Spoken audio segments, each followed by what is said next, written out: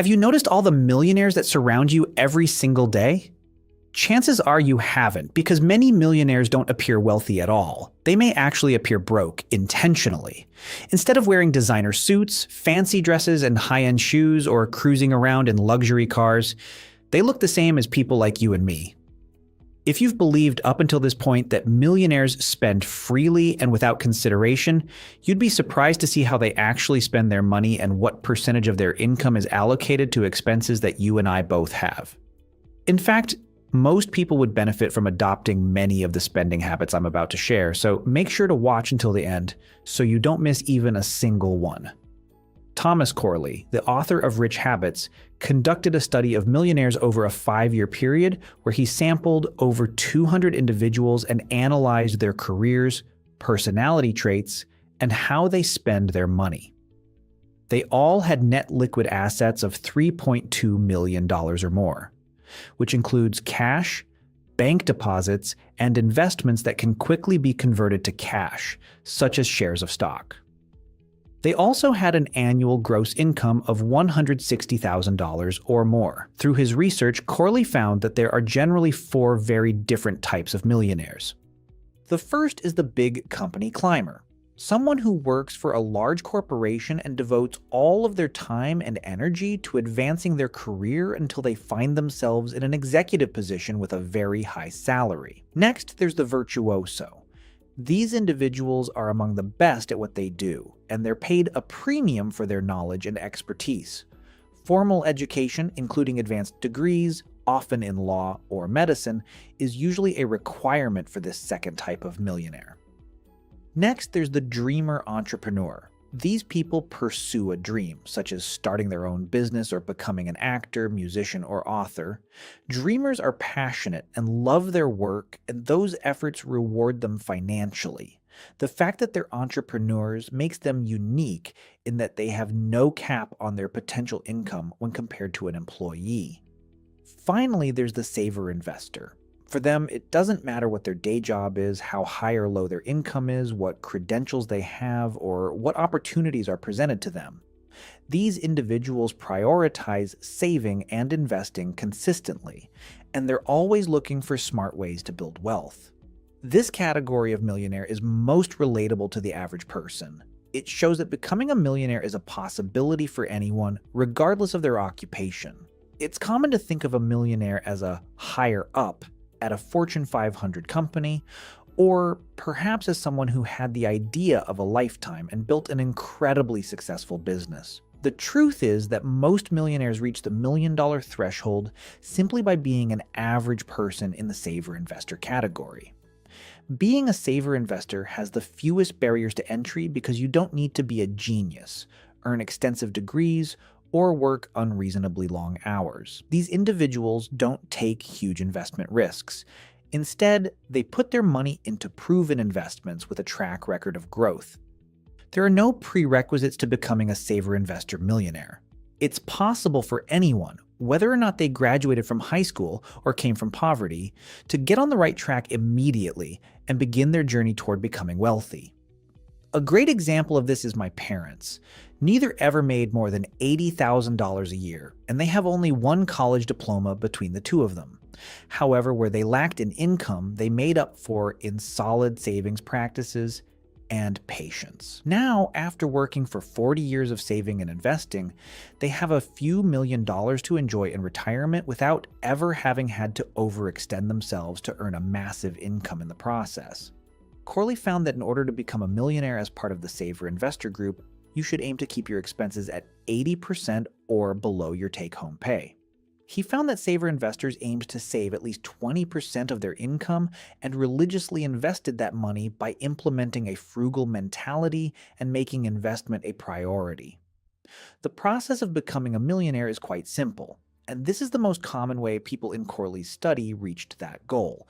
So, how do these savers and investors categorize their expenses to remain frugal and avoid reckless spending? That's a good question. So let's dive into how they allocated their monthly income to reach millionaire status, and how you can do the same. First is housing. The largest chunk of almost everyone's budget is their housing expense. This is often because individuals buy too much house for their income, or the rent they take on is simply too expensive. Furthermore, many are unwilling to live with roommates or make similar sacrifices. Consequently, they end up spending most of their paycheck just to keep a roof over their heads. The saver investor millionaires don't go wild when it comes to this expense. They keep their housing costs at 25% or less of their monthly take-home pay. Being content with a smaller home or apartment can greatly reduce not only your rent or mortgage, but also the utilities and maintenance costs that accompany a larger space. These individuals are also willing to make sacrifices regarding location. Instead of insisting on living in a prime city spot, they understand that settling for a less desirable area will pay off in the long run. Overspending in this category makes it nearly impossible to save and invest aggressively. And if you agree, let me know by hitting that like button below. However, I know what you're thinking. Homes and rent are incredibly expensive right now. There's no way it could only make up 25% of my budget. This is a valid concern. In the last few years, the cost of housing has skyrocketed, whether you buy or rent. If you are modest in your accommodations but still end up spending 30% of your income, that's okay. While it may not be the ideal for growing wealth, keep in mind that Tom Corley's study was conducted a few years ago, and times have certainly changed. The core principle, however, remains the same. Millionaires spend based on their actual needs regarding living accommodations, not based on social norms or the desire to show off. You should adopt that same ideology, especially if you're taking the saver investor path. Next, we have food and household items. Millionaires, just like the rest of us, need to eat and wash their clothes, so a portion of their monthly income must be allocated toward these necessities. However, by spending just 15% or less of their net pay, they avoid ordering takeout every night or visiting expensive restaurants weekly. Instead, they are mindful of every dollar spent in this area. This also includes managing food waste, something most people don't realize can cost them upwards of $100 a month. Then we have transportation. Millionaires in Tom Corley's study spent just 5% or less of their net pay on their vehicles. This might be shocking, as transportation is typically the second largest expense for the average family, trailing only behind housing. However, saver investor millionaires consistently spend less than 5% of their take-home pay on transportation. This figure includes monthly car payments, insurance, gas, tolls, registration fees, repairs, and maintenance. Even when millionaires occasionally own expensive cars, it doesn't mean they are spending a large percentage of their monthly income on them. Now, you're probably wondering how on earth you could get down to a 5% transportation expense. Here are a few ways to work toward that goal. First, ditch the car payment. Saving up to buy a car in cash eliminates a major monthly expenditure. Second, use public transit where possible, such as for your daily commute. Finally, be a responsible driver. The better you treat your car, the fewer repairs it will need. If you can keep a vehicle for 10 years or more, you'll significantly speed up your path to wealth. Next, we have clothing. We all like to look good, but millionaires in Corley's study did not break the bank to do so. They spent just 5% or less of their after-tax income on their wardrobes. Despite what the media would have you believe, millionaires generally don't spend wildly on designer brands and jewelry. In fact, it's quite the opposite. While there are certainly extremely wealthy individuals who buy luxury brands and maintain extensive collections, most millionaires wear generic clothing. This is one of the reasons they blend so well into the general population. They know it's better to be rich than to just look rich. Moving on, we have vacations. We all love time away from work, and the millionaires in this study found that enjoying these precious moments doesn't have to break the bank. These individuals spent 5% or less of their after-tax income on vacations, which is a stark difference from their middle-class counterparts.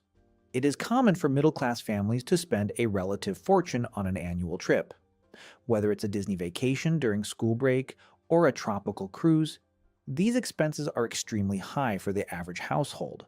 For instance, a trip to Disney World can easily cost $10,000 or more for a family of four. If your household income is $100,000, that's 10% of your annual pay gone in a flash. Saver investor millionaires, the type of millionaire you are likely to become, spend reasonable amounts of their net pay on travel. They don't deprive themselves of leisure, but they opt for modest, inexpensive vacations that don't drain the funds needed for future travel or everyday expenses. Speaking of things that don't cost much, it costs nothing to subscribe. If you haven't already, please go ahead and do that now. Then, we have entertainment, an expense that can vary greatly from person to person. For the millionaires in this study, entertainment consumed 10% or less of their after-tax income. That money went towards things like bars, restaurants, takeout, movies, music, books, and streaming services. These expenses are part of a balanced lifestyle but should be enjoyed in moderation. Adding just 1 or 2 extra nights out a month can dramatically impact how much you are able to save and invest. Now, at the start of this video, I mentioned that those who become saver investor millionaires tend to save at least 20% of their income. Since this is the path you're likely taking, let's go over how you can do the same. Let's say you earn a modest income of $50,000 per year. Saving 20% of your take-home pay would amount to roughly $750 per month. By using strategies to reduce your largest expenses while simultaneously working to increase your income, reaching a 20% savings rate is definitely doable. For starters, look at your housing and transportation costs. Simply downsizing your accommodations can save you hundreds of dollars a month in rent or mortgage payments. Alternatively, if you don't want to move, which is totally understandable, you can find ways to make your space work for you. For instance, as a homeowner, you could rent out a spare room. As a tenant, you could offer to handle property maintenance, such as mowing the lawn, shoveling snow, or performing repairs, in exchange for lower rent. These small negotiations can help you achieve that 20% savings goal. You can also get serious about modifying your car expenses. The average person spends $1,000 a month on transportation alone, which is a massive burden on a modest income. It may make sense to swap some driving for public transit, as most bus passes only cost around $100 a month. Once those larger expenses are managed, assess how close you are to that 20% mark. You may only need to find another $100 in savings, which you can steal from your entertainment budget or earn through overtime at work. I know saving 20% of your income isn't easy. But as the saying goes, nothing worth having comes without sacrifice.